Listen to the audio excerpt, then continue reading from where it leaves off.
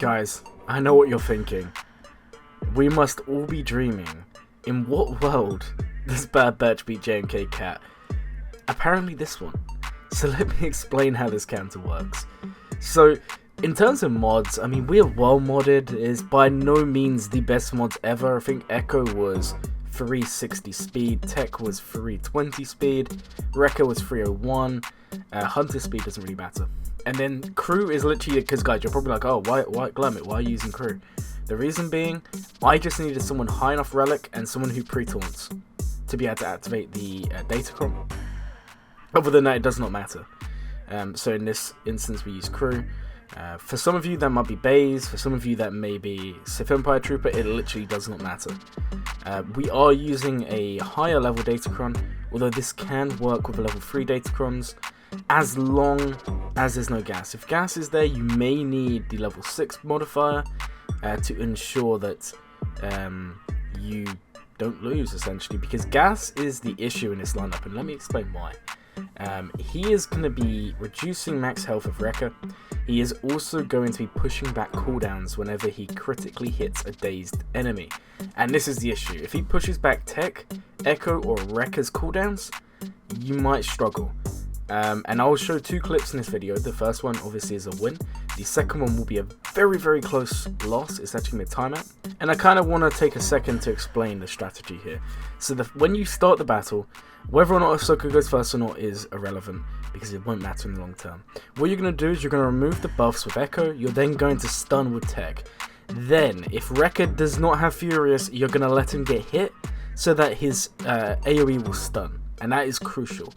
Now, if Gas or Ahsoka or one of those characters becomes unstunned, which is important because you don't want him to pass the turn back to JMK and him get ult, you're going to use Hunter's TM swap, and then whoever you swap it to, you can target that character, and that ability will be a guaranteed stun. Okay? And that also ignores Taunt. So that you can really manage the team, and you would have seen that in this footage. We managed Gas, and honestly, once Gas is out, once Ahsoka's out, this is easy. They don't have the damage. Wrecker's too powerful. Now, I understand the enemy team does not have Datacrons here. I just want to make it clear here, guys. There's only one Datacron that could potentially cause issues, and that is the one where whenever JMK gains ult for the first time each turn, he gains 6% extra. But even then, I don't think it makes a big enough difference to stop this counter. Now, I understand some of you may be thinking to yourselves, hey Glurmit, what about the Datacron that stuns the enemy and is unresisted whenever they use a special attack? And I say, I understand this, but just take into account, you are going to be outspeeding the majority of that team. The only people using a special are going to be JMK, and also is going to be Commander Ahsoka. And Commander Ahsoka is using a special on Crew, or whoever pre-taunts, and then JMK is using a special on stunning someone. Now, what I'll say is Tech has a cleanse, Echo has a cleanse, Hunter has a cleanse. So that does not matter, guys. It's not an undispellable stun. Okay, the next thing I wanted to comment on is the fact that with JMK at the end, if you do not want to time out, and you'll see it in this clip here, Hunter needs to be double tapping with his basic, so he hits twice whenever the enemy's debuffed. And secondly, you have to use Echo's special to inflict buff immunity, because otherwise JMK will continuously use his special to heal himself up, and he'll gain ult, and it'll be very, very bad. You have to inflict the buff immunity, and you would have seen that in the first clip. Once JMK's got buff immunity, it's very easy to get through him. Now, where does this run go wrong? Gas is allowed to stay alive. Because Gas is alive, unfortunately, he's just going to continuously make our lives a misery, reducing cooldowns and being annoying.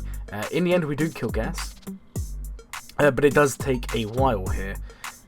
Like I said, this is consistent if Gas isn't present. The other thing is, once Wrecker dies, the counter is more or less done, because you do not have any way of getting defense up. Okay, Echo can give one character defense up, but it's not enough to get the win. Now, what can we do to kind of make this more reliable? Well, firstly, my relic levels are low. This is just relic 5.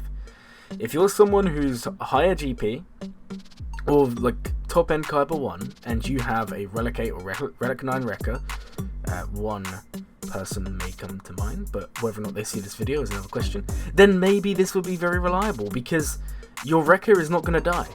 Now, again, if you're someone with all relic 7 Bad Batch, again, this is going to be a very good counter for you. Where it's going to become less reliable is the lower relics you go. but overall, very, very promising. Datacrons and mods will be shown after the clip.